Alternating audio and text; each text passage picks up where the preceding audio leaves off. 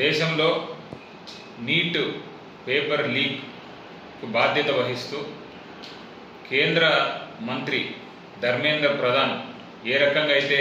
రాజీనామా చేశారో విద్యార్థులందరూ కలిసి ఈ దేశంలో డెమోక్రసీ ఇంకా బతికే ఉంది, ఎవరు అన్యాయం చేసినా కూడా అకౌంటబిలిటీ అనేది ఖచ్చితంగా ఉండాలి అనేటటువంటి విధంగా దగ్గర నెల రోజులుగా జరిగినటువంటి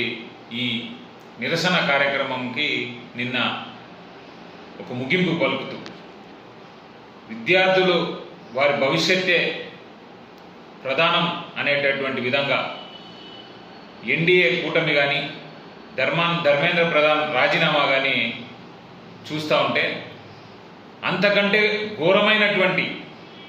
పాపాలు జరుగుతున్నటువంటి ఆంధ్ర రాష్ట్రంలో 3.5 లక్షల టీచర్ల ఉద్యోగాలు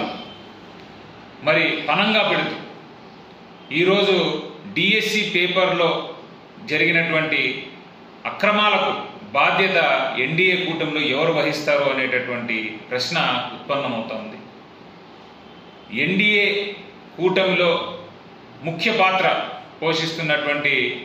విద్యాశాఖ మంత్రి నారా లోకేష్ గారు జరిగిన డిఎస్సి పేపర్ అవకతవకలకు ఆయనే స్వచ్ఛందంగా బాధ్యత వహిస్తూ రాజీనామా చేయాలనేటటువంటి డిమాండ్ వైఎస్ఆర్సీపీ పార్టీ తరఫున మేమందరం కూడా చేస్తూ ఉన్నాం. అంతేకాకుండా కేవలం ఉపాధ్యాయులే కాకుండా విద్యార్థుల భవిష్యత్తుని నాశనం చేస్తూ ఈరోజు దగ్గర 10,000 కోట్ల రూపాయలకు వరకు పేరుకు పడిపోయిన ఈ బకాయిలు కానీ లేకపోతే రాష్ట్రంలో ఎక్కడా లేనటువంటి విధంగా జరుగుతున్నటువంటి అక్రమాలన్నిటికీ కూడా కేవలం ఈ నారా లోకేష్ గారు మాత్రమే బాధ్యత వహిస్తూ ఆయన రాజీనామా చేయాలని 28వ తారీఖున రాష్ట్ర వ్యాప్తంగా కూడా వైఎస్ఆర్సీపీ పార్టీ విద్యార్థి విభాగం నిరసన కూడా తెలియజేస్తోంది. ఖచ్చితంగా విద్యార్థుల